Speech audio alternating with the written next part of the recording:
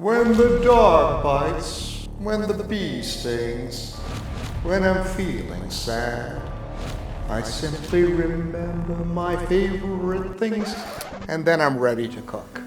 Sorry, Julie Andrews. Today, we're going to delve into 5 of my favorite kitchen items, so stay tuned.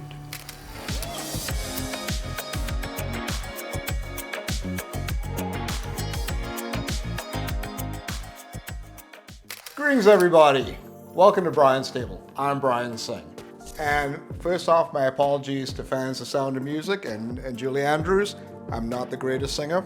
Do not watch me when I'm doing karaoke. But one of the things I like to think I'm good at is cooking. And I have a host of items that I keep in my kitchen that are really handy and I can't do without. So I'm going to do more of these videos, so let's delve into it. 5 of my favorite things that I keep in my kitchen. Let's start. Okay. My bench scraper. I have a lovely bench scraper. This is very useful for when I am doing all of my mise en place.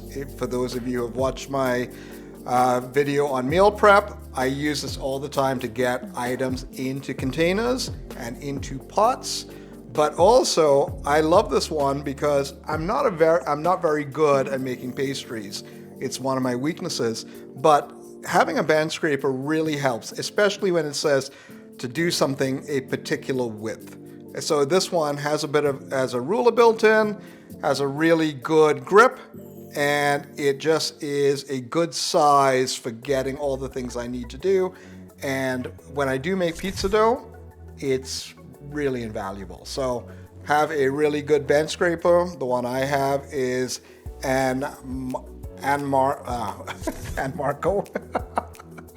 I can't even say that right. Marco. There you go. Bench scraper. That's one of my invaluable items. My second item, it's a set of tongs, but a very specific set of tongs. These are you get them in packs of 4, and they are for Korean barbecue. But I use it more as a set of cooking tweezers. It has about the same feel as a set of cooking tweezers. It's also, I got a 4-pack of these for about $15, whereas a really good set of tweezers, cooking tweezers, would be $30 to $35. So keep that in mind if you want to be able to say, I want to be fancy, but I can't afford it just yet. It's a really good, cheap, and high-value option. This one, I use it for any time I want to, do a little bit of fine plate work. It's good to pick up a few small things and put it on the plate so you can feel fancy. But I also like it for when I'm plating pasta. People use cooking tweezers. You get it into your fettuccine or linguine or whatever your long flat noodle is. Even Asian food, dan dan noodles. Perfect for that. And you just twist it around, and then you could also just pull it out, plate it. Bob's your uncle. Really handy little tool. Also, if you are saving items for appetizers, it serves a very good purpose that you can use all 4 and have them at a buffet. Item number 3, the mini whisk. I love this thing. First off, many times you just need a small whisk to make a salad dressing. Sometimes you have something loose in a jar or a can you want to get out and you just need to stir it around and loosen things up. This is a very handy item. I use it specifically anytime I'm making salad dressings. It's the right size. I want to make it in a jar. I also want to be able to shake the jar up. But just to get the initial emulsification, this is a very good tool for that. And let me show you how it fits on a mason jar. So I use mason jars to make my salad dressings. Have this here, fits beautifully. Give it a turn around, everything's done. Very handy. Also, if you want to make like hot chocolate for one, it's very good for frothing up the milk very quickly.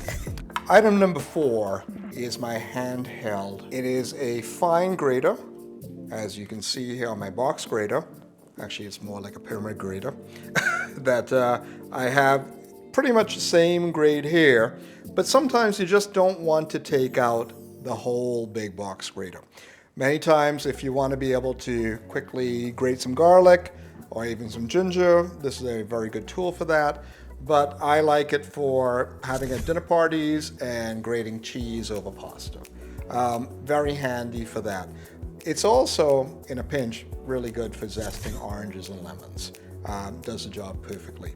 And you don't have to pull this guy out and have to worry about things getting stuck in the bottom. This does a perfectly good job, real good multitasker. The last item that I count as invaluable is my instant read thermometer. People, don't mess around, get one of these things. This is how accurate this is.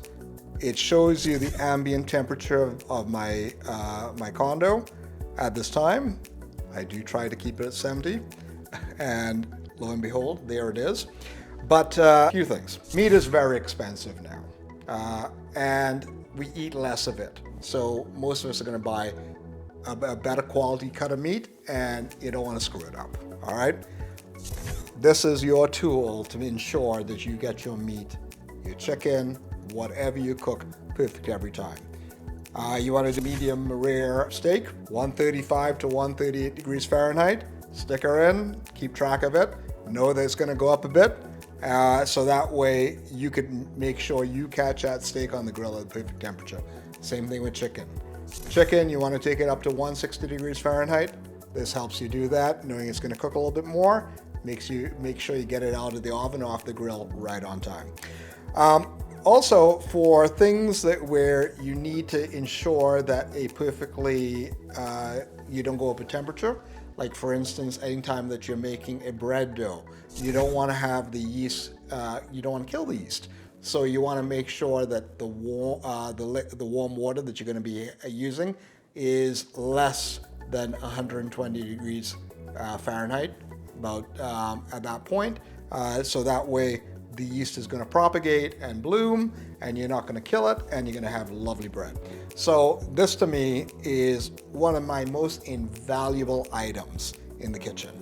So take a look here. These are 5 of my favorite things that I use, and I use them regularly. I would love to hear from you. What are some of your favorite items in the kitchen? So leave that in the comment below.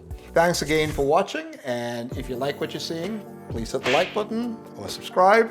I'm very appreciative of the time that you take with me, and I'm also appreciative of your feedback on what we are doing here, and I'm also looking for your ideas. But most importantly, I want to make sure that you are well equipped to go out there, enjoy food in a cost-effective, high-value, and a delicious manner, so that way you can just keep on going out there and taste the world.